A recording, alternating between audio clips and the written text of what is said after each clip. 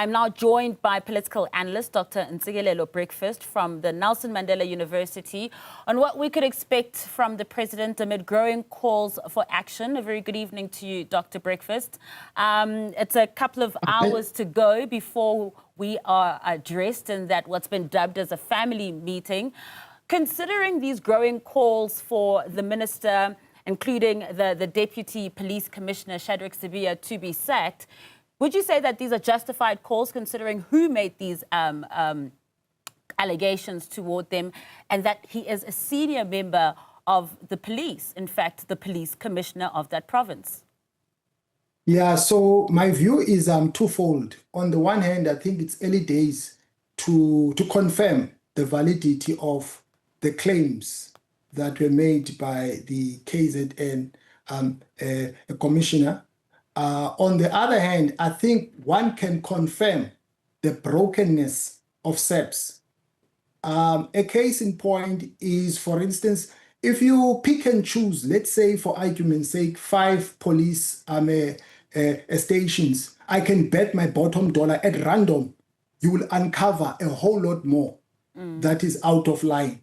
So based on that, I'm fully convinced, even based on the research that I have undertaken, even myself as someone who's leading a center on security, there are issues in SAPS. So the president has to address us as a nation and cool us off, because you must have seen what has happened in KZN. People have taken it to the streets in opposition to the stuff that has been happening in SAPS.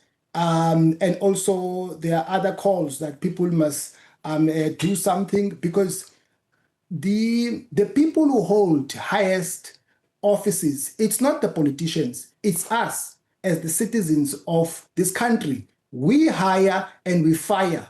So if politicians do not honor the commitments that they make to us, I think we need to do something as well. So yes, the president is going to address us tomorrow, but I think also civil society and ordinary citizens, they also need to do something.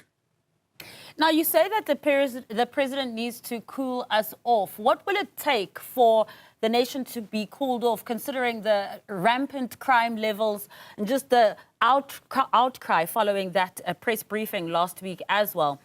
What should he get onto that podium and say that you think will cool South Africans off and also restore public confidence in the SAPS?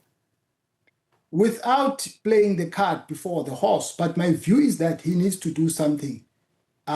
For instance, I think he can put the minister in question on special leave pending the investigation regarding the claims that have been made, in order to uncover the truth and then make a call in terms of whether is it going to keep him or not. But if he, you see, the challenge that I have with the president is that President Ramaphosa, in my opinion, he speaks very well, but he has a history of taking sides when there is a fallout between, let's say, the subordinates that report to him. For instance, there was a fallout between the National Commissioner, Esitole, and former Minister Cele. In my opinion, he did not handle that issue very well. He took sides there. I think he was just being a politician, but he does that at the expense of the country, because he comes across to be concerned about holding on to power, and he responds like a typical a politician. So I'm not very much optimistic that tomorrow he's going to act in good faith unless he has a change of heart. You know, listening to him deliver the eulogy today at the former deputy president's funeral, he said it's a time to be honest, it's a time for sacrifice, it's a time to reflect. And then he went on to say, we're not always what we claim to be. Too many say we are honest in what we say, but become less honest in what we do. Now, also considering the revelations this week that Senzo Mchunu, the Minister of Police, did seemingly lie to Parliament about his association with the person in question, Brown Mkhwanazi, Do you think statements like that, we don't always claim who we say we are, we don't say or do what we... Do you think it's almost a hint to what to expect for tomorrow?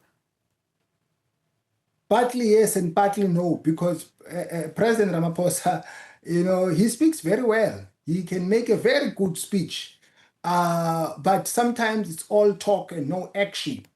So I think it's going to take more than making a good speech to cool us off as a nation, because this has broken the trust between the citizens and security officers, police officers in particular. So he needs to do something, because this is not only a matter pertaining to the national security of the country, but this is also a matter pertaining to human security. So it's a security matter. And the nexus between security and development and so on. So it's also a question of development, because if the people who are tasked to look after the economy are not up to scratch, are not trustworthy, then we have a problem. Quite often after a scandal, it is followed by a commission of inquiry. We've seen time and time again, lots of money being pumped into commissions of inquiry, but time and time again, very little coming out of it in terms of those being held accountable and seeing arrests actually take place too. Should the president address us tomorrow and tell us that there'll be another commission of inquiry into this, how do you think South Africans will react to that? I don't think that will achieve its intended objective in terms of cooling us off. That is going to agitate us to the core. It really make us to do something as the citizens, because people are very much concerned about the state of affairs. So I think that will be very unwise. He will have to break the news and tell us that he has taken a particular a decision. I think the only way out at the moment will be to put the minister on special leave. I think by so doing, he can sort of like de-escalate the conflict between us and the police officers. But yeah, he has to do something. But if he says he's going to institute an investigation, there is too much evidence about what is happening within SAPS. So he can, institute a committee that will look at this and that, but it should not take donkey years. We don't want to wait until the cows come back home, if ever they will come back home. Yep, well, we will be waiting with bated breath. Thank you so much, Dr. Breakfast, for giving us your insights on this matter. South Africa is holding its breath. With the nation gripped by tension, President Cyril Ramaphosa is set to deliver a national address tomorrow that could shape the political future of this country. This follows the explosive allegations by KwaZulu-Natal Police Commissioner General Nhlanhla Mkhwanazi, allegations that accuse top government officials of meddling in criminal investigations and protecting powerful figures tied to organized crime. Now the question on everyone's lips is simple: what will the president say? Political analyst Dr Ntsikelelo Breakfast from Nelson Mandela University has weighed in, and he believes the stakes have never been higher. General Mkhwanazi's bold claims didn't just expose cracks in the police system, they ripped open a national wound. South Africans are angry, frustrated, and demanding accountability. For years, citizens have spoken out against rising crime, political assassinations, and the erosion of trust in law enforcement. But never before has a police commissioner stood up and pointed fingers at those sitting in the highest offices of the land. And the silence from the presidency, deafening. Until now, Dr. Breakfast believes that President Ramaphosa's options are limited. He's walking a political tightrope. On one hand, he has to assure the public that the rule of law still matters. On the other hand, he has to navigate internal party politics, protect the image of his administration, and avoid alienating powerful allies, some of whom may be directly implicated or embarrassed by Mkhwanazi's revelations. But the people aren't waiting quietly. There's been a groundswell of public support for Mkhwanazi. Civic groups, opposition MPs, and even members of the ANC's own branches have begun to rally behind him. The hashtag We Stand With Mkhwanazi has been trending for days. There are vigils planned across the country. The nation is speaking with one voice: act now, or step aside. Dr. Breakfast warns that if the president takes a soft stance, it could be interpreted as a green light for corruption to continue unchecked.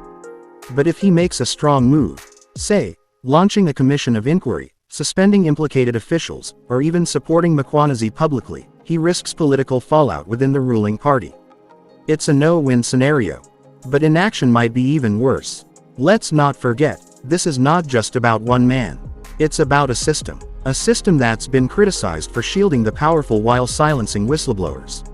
From the tragic murder of whistleblower Armand Swart to the disappearance of political assassination dockets, South Africans are demanding answers. Mkhwanazi's claims didn't come out of nowhere. They're part of a pattern, one the public has seen too many times. And this time, people are saying, enough. So what can we expect tomorrow? Dr. Breakfast predicts that Ramaphosa will likely acknowledge the public's concerns and emphasize the importance of accountability. But whether he names names or commits to immediate action, that remains to be seen. It's also possible that the president might use this opportunity to reaffirm his administration's commitment to clean governance, while sidestepping direct confrontation with powerful individuals. But in this moment, words may not be enough. The public isn't looking for reassurance. They're looking for leadership, for justice, for consequences. And if tomorrow's speech fails to deliver that, the backlash will be swift. So as we wait for Ramaphosa's national address, one thing is clear: the pressure is on. The country is watching, and history is being written, one word at a time.